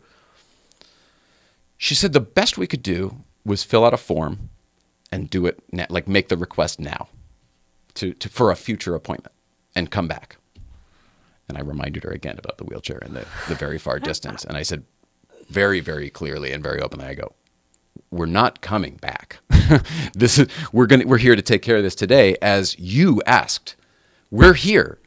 I'm going to take some video with my phone. And I said that when the supervisor got involved, she said the exact same thing that the other lady did, but she was fully attituded about it because she wasn't in some other room. She was next to us this whole time. She just had, oh, do you want me to say these things or do you want this other lady right there to say them? So that lady was irritated to have to get up and even come to the window and tell me the same things that she knew I heard from the other lady. So she came with a bit of an attitude and she implied that I was taking this the wrong way. She's like, well, if you would just listen. And I was like, listening isn't the problem. I've heard you. I've heard everybody here. I'm telling you, it doesn't make sense. And we have to do something else. I asked her if I could record her explaining the law because it didn't make sense. And she said no. And I asked for it in writing and she said no. And I said, well, then what's the statute so I can look it up? And she goes, I'm not going to give you that information. Verbatim. Those are the answers. And I said, okay, well, I think we're probably done here then, I don't think there's anything else we can do. I made a little video in their lobby saying, like, this sucks. We came a very long way to do what this system told us to do. And now we're here, and they say not only can we not do it, it's going to be far more inconvenient. And I'm sure if we wanted to, we could still just go pay that fee. I'm sure they'd just take the check right then and there, no problem. So we got in the car and we drove home. 9:30 in the morning, we drove home. We got to the courthouse at 9:05, went through all that shit, and we got in the car and we drove home. Totally and completely defeated. By what I consider to be the most boss hog, Dukes of Hazzard, corrupt system you could possibly imagine. Somebody there should have said, oh, that officer had an outdated ticket book. Let me get this into the judge to be thrown out. Somebody should have said, oh my goodness, I'm so sorry. This is obviously a misunderstanding. Let's find your file and get you on the docket for after lunch. Anything. Completely unwilling to budge. And because of that, I am certain that I'm now going to get a failure to appear in the state of Nevada, even though we were there. I'm certain that this will go much further, and I'm sure my driving privileges will be suspended in Nevada. I won't be going back. When I posted online what had happened when we were sitting calmly in the lobby of this justice court, people started to come out of the woodwork suggesting everything from the most common one was offtherecord.com. We'll just talk about them, but all of these different ticket fighting services. Oh, just send them whatever. Now, people said that the first time. I didn't want to do it because I felt like I was standing up for what was right. I didn't want somebody to just make the ticket go away. I could have done that on day one. I could have just not fucking responded. You know what I mean? Like, who the hell's going to give a shit? You came in the exit of one of our parks and we're still pissed about it. At this point, now that they have messed with us and screwed with our time, in my opinion, I'm inclined to get the greasy city fucking lawyer involved who's going to go in there and waste that court's time for 2.5 years with continuance and whatever they do, appearance and continuance and all that, until it gets thrown out. I'm inclined to do that at this point. I'm inclined to spend more money or partner with offtherecord.com, who sent us a nice message. Offtherecord.com, by the way, is they sponsor the Smoking Tire podcast. So, hey there, very happy Matt could introduce us. Let us know if there's anything we can help you with. All you have to do is send them a clip of this show from when you started telling the story. Funny you mentioned that. If there's any chance you're attending the LA Auto Show this month, we'd love to meet you at our booth. We'll be stationed there every day. My name is Whitney. Pleasure to meet you here and hopefully see you in person. Blah, blah, blah. I said, thank you so much. We'll be talking about this experience on the show tomorrow night. We'll definitely be at the auto show and we'll certainly need some help with this ordeal. Thanks for reaching out, Whitney. This story I thought would have a conclusion today. It doesn't. It's straight up Back to the Future video to be continued. I never thought it would get this far. I thought we'd have a wrap up. I thought we'd have a great answer. If you guys remember, I thought at the end of this, we would have a good laugh, that we would invite this trooper to be on our show and play her guitar. It's very frustrating. Very frustrating. I don't mean to, I said the wheelchair thing in this story. I didn't keep saying that to them. It was very apparent that she was in the wheelchair. That was for the purposes of this story. I want everyone to know that. We're not above using her as a prop for the purposes of making a point. I was going to say, everyone knows I'm a prop now. All good. It's nice to have a purpose again. Oh, God. So it's a lot. It's a lot. It really took a lot out of us because it physically was a task to do it all. And then emotionally, we really got more depleted than we thought we would. And it really just took a lot out of us. Also, it turns out I don't know if we can travel anymore. Traveling sucks. Being in the car is still nice. You still like that, right? The traveling part in the car? Yeah, if I could cut my legs off, I would. They're always in the way. Yeah. But yeah, the car's fine. So, Mike, what did you think was going to happen? Did you think we'd be seen and she'd be in court? And Yeah, the moment that you read that little bit of legalese, I thought, legalese is going to hurt this very, very much. That's the moment that you said that line. I was like, oh no, there's going to be something about that, and it's kind of like that, but you don't think about it being the law is going to change and she gave you an irrelevant ticket. Like that irrelevant ticket, if that's the case, it should be thrown that should throw it right out. yeah, But that's logical. Don Giller says, think about all the money you'll save by no longer being able to gamble in Vegas. yeah. So that was the other thing. I don't neither one of us like Vegas, and I can't think of any reason for me to go to Nevada again. So I guess we'll just circumvent that state from here on out.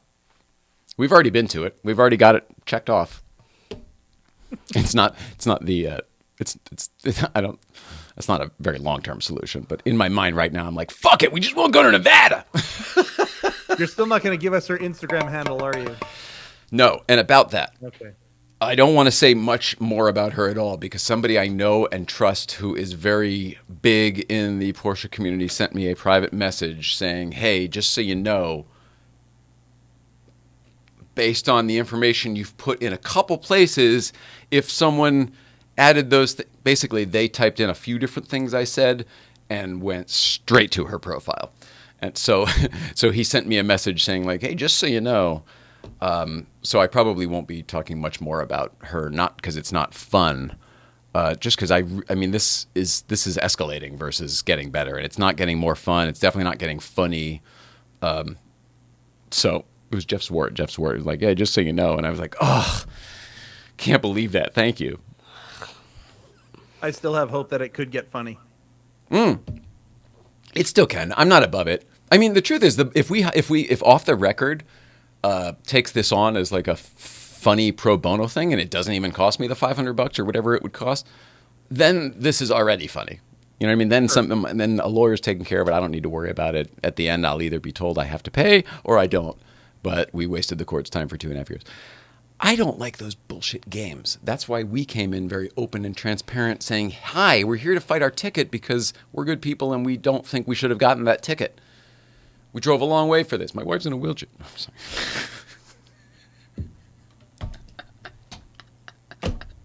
People don't know I'm kidding. It's funny in the future, and I'll prove my point right now. Our good friend from Australia, 1962 Cobra, just said, I can't listen to Outcast ever again without thinking of that Ranger's very ordinary rendition of Hey Ya. Well, I can still play that for you, I think. I don't think there's any... I mean... Remember, I don't want to take away all the fun. Into the future. Let's not take away all the fun. Maybe I should just send her a DM just saying, what the fuck, bro? 2, 3, 4. My baby don't mess around because she loves me so. It's on her first show. But does she really won't? Because see me walk out the door. Don't try to fight the feelings. The thought alone is killing me right now.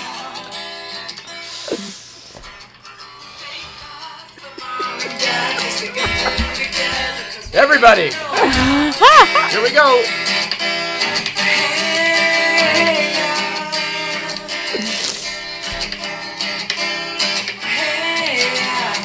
Oh, it's the remix. Now it's time for breakdown. That's right. I wish her the best. The funny thing is, at the end of this, now I'm less pissed at her that the whole system. It's like, well, if this is how the system is, then she's just fucking working for a living.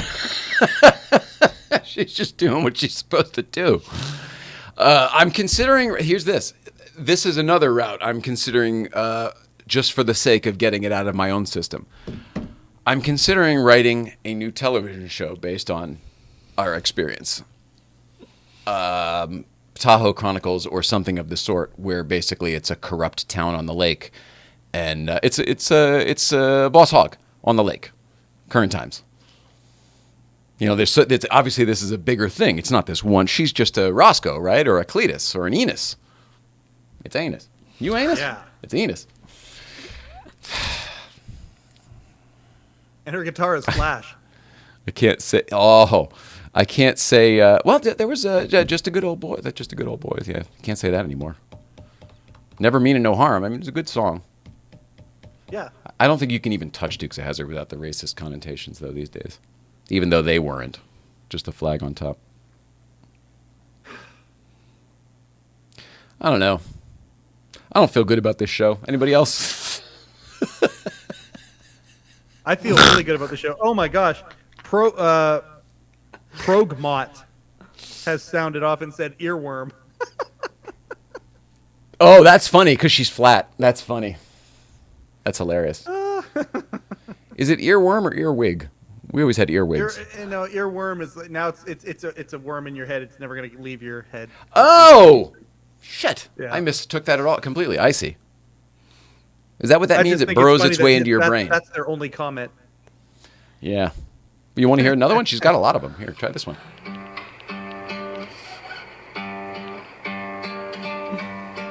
See, now you wouldn't think that would be such a downer by the face, would you? Wouldn't you think she was tuning up for that one? Like, oh, I'm all dolled up.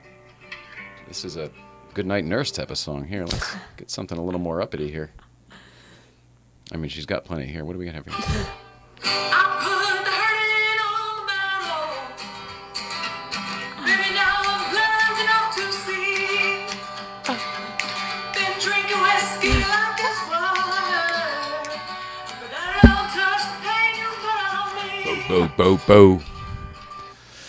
Wait till Lotus sees us. He loves us. Yeah. Shamalama. Ooh, mama. Ho, ho, ho, ho. She could be a character Smile. in the town that Napoleon Dynamite is from. Yeah. We'll get to the bottom of this one day. I agree with you that it doesn't have to not have a happy ending. What is this? What are we doing? This is a cop. Weird. You can't be posting stuff like this if you're Nope. a cop. This is very sexy stuff. Nice tank top. Somebody's going to be able to zoom in and see that name. All right, I'm going to put this down. All right, let's check the card here. Shall we all go to the card to see how much we've actually This has accomplished? been a great show, by the way. Yes. Are you feeling any less anxiety or the stuff that you were feeling now than you were 2 hours ago? Nope. I feel a little bit less. I feel better hanging out with you guys. Well, I feel better hanging out with you, but to your question, no. Okay. All right. I feel worse. I feel like I shouldn't have Oh. talked to. I feel like Dave probably used to feel when he said the thing about the monkey on the rock. I feel like I'm just here complaining. I feel like all I wanted to do was tell everybody about this story, and the moment I started doing it, I felt like why are you fucking shut up, you jerk. Now, meanwhile, I'm sitting on the bench at Newcombs on Friday, and everyone's asking me about this, right? And I'm happy to talk about it. I say we're going to talk about it on the show, but Magnus asks, and he chimed in, he's like, "Oh, I'm following you." I'm like, fucking fuck. It's like a real thing. It sucks. Oh. Everybody is of the same opinion. This is ridiculous. It's ridiculous. Yeah. So I feel like I'm just whining and complaining. I'm bummed You're about Matthew entertaining Perry. Canada and Australia and America while you're doing it. And Florida. I'm somebody send us an iPad or $1,000. We need $1,000 or an iPad, and I'll return this one. But it needs to be a brand new iPad, so $1,000 or a brand new iPad, or an Apple gift card, and I'll return this one. It's gonna be $1,000, a new iPad, or an Apple gift card. Can I say a funny line that Don Giller just said? Can Please. I say this? Please. Okay. Next week, we review Chaplin's Modern Times. Okay. Now. And then J: Don hated Modern Family. The show? Yeah, he's just doing the same thing with the Napoleon Dynamite. Yeah. So we're gonna review Charlie Chaplin's Modern Times. Yeah. And you're gonna hear that as Don hated Modern Family. Anyway, it just No, I know. It's good. It's good. We review. It's Second Chance Theater, not Second Chance Tube. So it's got to be a movie. I feel like maybe he doesn't have the workings of what we're actually doing here yet, but maybe it's because we're not very clear with what we do. Okay, what's a movie with the word modern in it? There's Yeah, got modern problems. Modern problems is what I come to. I don't know that movie. Albert Brooks. Oh, You'd love it. movie. I need to dive into him more. Hey, he's got that doc coming out. Hey, that's going to be great. Does he? I'd love. There's a trailer, a Rob Reiner documentary about Albert Brooks. Oh Yes. wow! Yes. The trailer I is can't out, wait. and it looks scrumptious. I cannot wait to watch this movie. Wow, that's pretty good. Yep. All right, so HBO deal. iPad. We need an iPad. We need an iPhone. Fuck. We need an iPad 11 Pro, No. or we need an iPhone 11 Pro or newer. Yes. Is that right? The That's phone's right. just The there's just more iPad is phones than there are iPads. Okay, that's right. Yeah. It can be an old phone, but it needs to be a brand new iPad. Yeah. Send us your old Apple gear. We'll send back anything we don't need. Second Chance Theater. Do we want to do another one for Thursday, or do we want to do one next week? We'll pick it on Thursday and do it. Do we have a guest for Thursday? So, fuck. Good. You're a good producer with a good question, Mike. No, right now we don't. The Magnus date keeps pushing because Magnus wants to reveal something here on the show, and the launch date for that thing keeps pushing. So right now, Magnus was going to be here on Thursday. He's not going to be here on Thursday. He will now be here next Tuesday, 1 week from tonight, on 11/14. Magnus Walker will be here in that chair. I don't think that's going to change because I think the date's finally locked. We were supposed to shoot our OPP episode today. That didn't happen. Like, life is just sort of up in the air right now. But Magnus should be here next Tuesday, meaning I have to find a guest for Thursday. And I don't on have- Thursday, 'cause I I will don't have only anything be else here to do. until 6:15. Well, this show really shouldn't be going past that anyway. Yeah, we should get a producer to rein things in. The producer I chose and like working with doesn't do that. He opens more No. boxes. That's for damn sure. We're like Russian dolls here. We're like, but we got to fucking put some of these things. Because I'll open a few, you'll open a few, she'll open one. It's like, well, if you guys are opening shit, I mean, I don't want to be left out.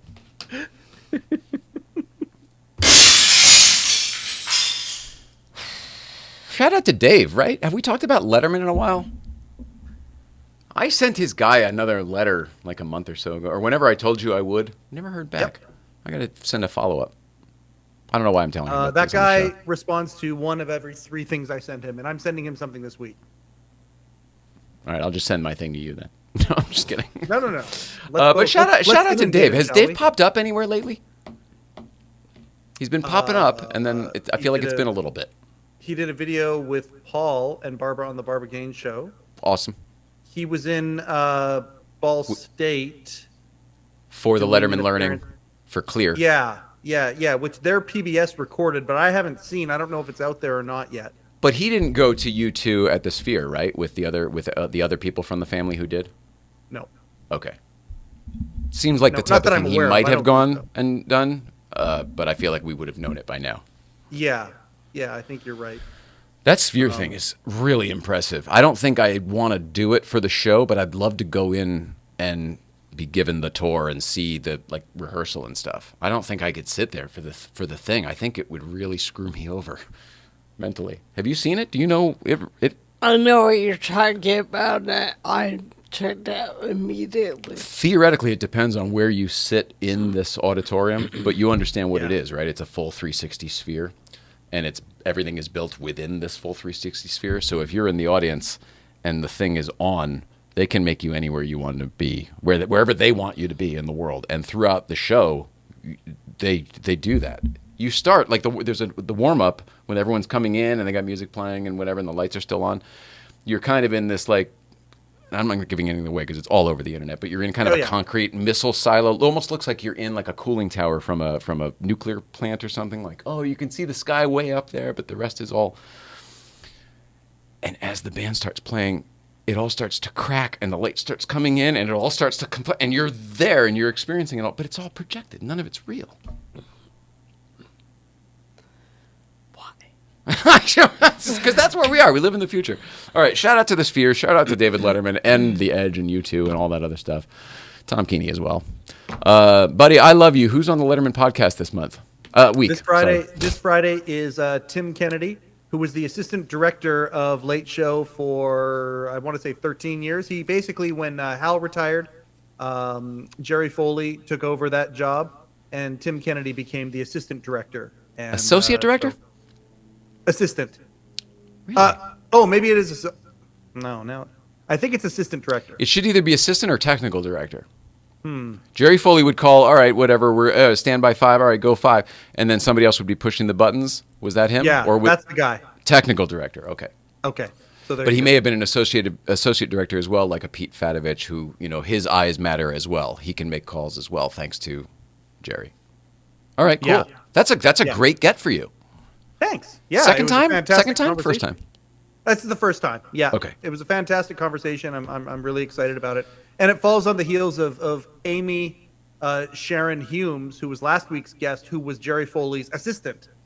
So hence the confusion. Okay. So, if I'm not mistaken, Tim Kennedy used to work at 30 Rock and would have left right before I started there with the Conan crew, but they all talked about him because if I'm not mistaken, I think he worked on some of the older shows too, right? Is he an older gentleman? Yes, was that possible?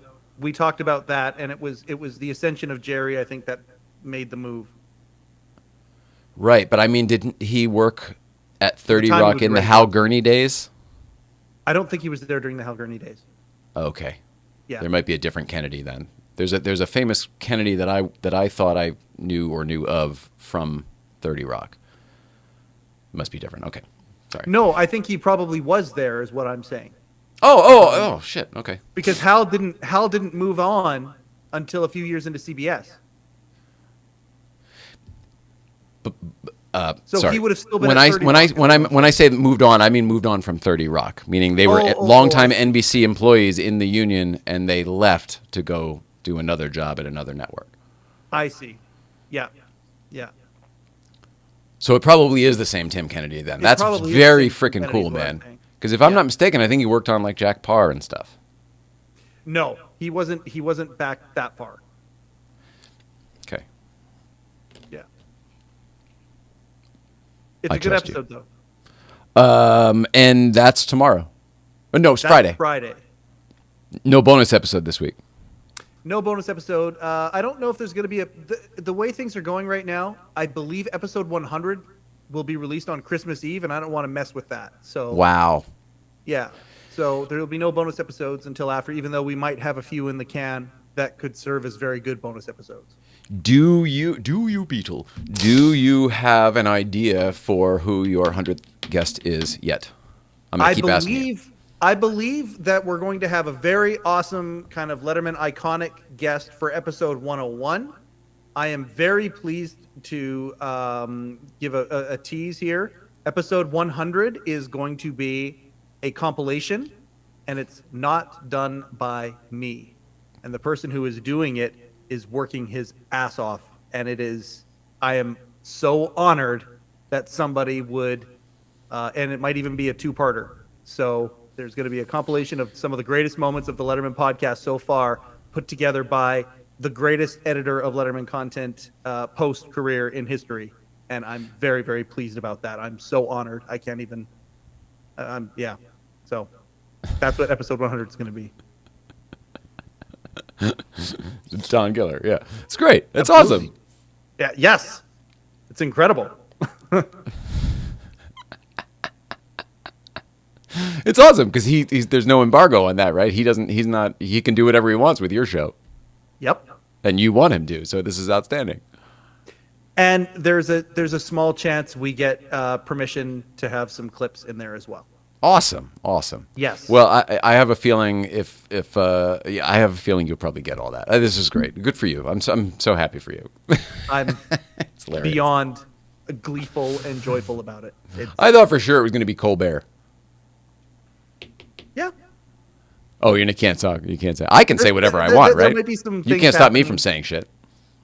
Yeah, that's true. I'm hoping that we get Stephen Colbert on. I just want to time it properly, and I just want to make sure that I don't, in any way, shape, or form, offend any pants people. I don't think you mean by having him on. Mm-hmm.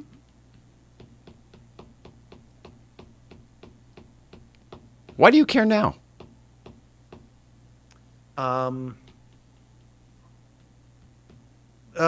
want these people at some point to be colleagues, and I don't want to do anything to mess that up. No, I get it. I mean, me too. But I mean, why now? I don't think you felt that way in the beginning. Not that you would ever want to alienate anyone, ever. But I don't know that you took that strong consideration that you're taking now earlier. There have been 2 guests that I have not had on the show because people gave me advice that it probably would be better to not have them on the show. Got it. For that reason. Got it. And so, like, it's weird though, because there's 2 guys who have ever taken over for David Letterman, Conan O'Brien and Stephen Colbert. I think Conan would be no problem, but Stephen, I think there's a little bit of potentially, it might be, the ice might be a little thinner on that one, and for emotional reasons and whatnot. And so I'm treading very carefully on that one. I think that's very respectful of you, and I think it's very understandable. I think you're in the clear. It's not my place to say, but I think you're in the clear. It's removed enough. Also, he wants to talk about Dave. You know what I mean? Like when you guys had the exchange, he knows the show. He's a big fan of Dave. Yeah, and there's some stories that you can only get from him, you know? I mean, he's told probably most of them already, like but show, I mean... So... Huh? Say it again? And Colbert claimed to like our show, too, so... Well, that was your door. Yeah, that's a step. That was for sure. I think he was serious. Yeah. I don't think he was just saying that for the sake of the audience. No. I think he really listens to your show. I agree. Yeah, okay, good. So, but I'm just treading really, really carefully. But I would love to, of course, nerd out with Stephen Colbert about David Letterman because he can. He loved Dave since the morning show. And I mean, you know, so did Conan, which is very cool. I would like to see you go deep with Conan if you're going to do that. I would like to go deep with Conan as far as that goes. Yeah, I think that would be a more entertaining interview.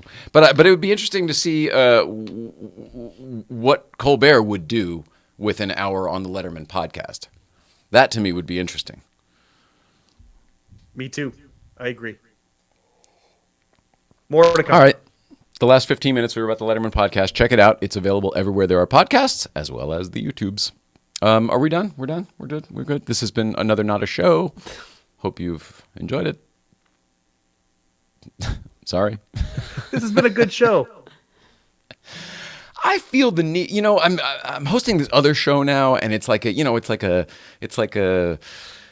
a lot more expectations than there are for this little one, and it makes me want to make this better, and I don't know how yet, and it all keeps coming back to that brief reintroduction. I don't know what to do with this frickin' show, and what has been made clear is that we can't just walk away from it like I thought we might be able to. I'm a very delusional person. I really thought we could just do this and then just stop at some point. Like, oh, well, we've reached our goals and whatever, and we'll just stop.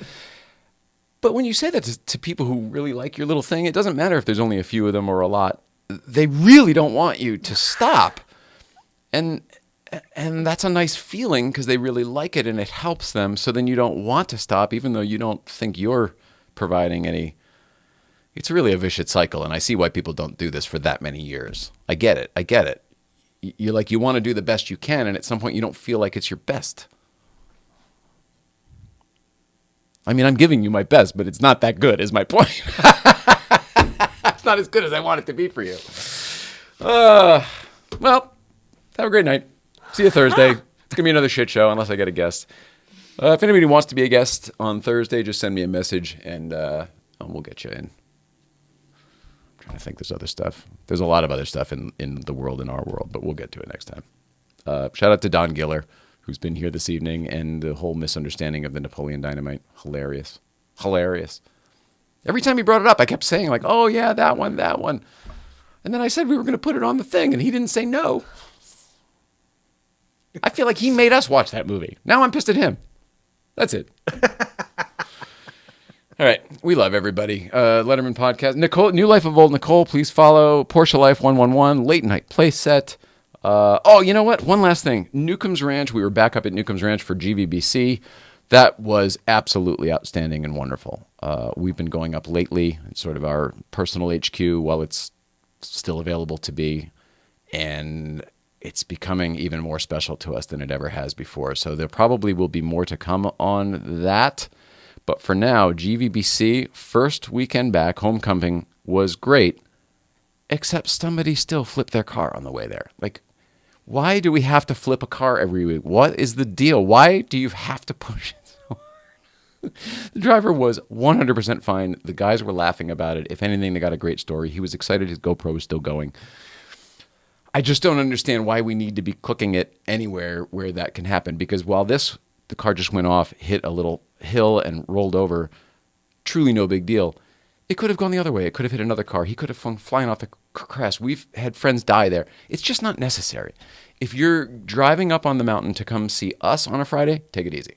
It's that simple. Respect the crest. I'm not telling you what to do, but respect the crest, whatever that means to you. That's it. Soapbox over. R.I.P. Matthew Perry. Total bummer. Incline Justice Court. Don't know what to say about you. To be continued. We need an iPad. We need an iPhone. Send us $1,000.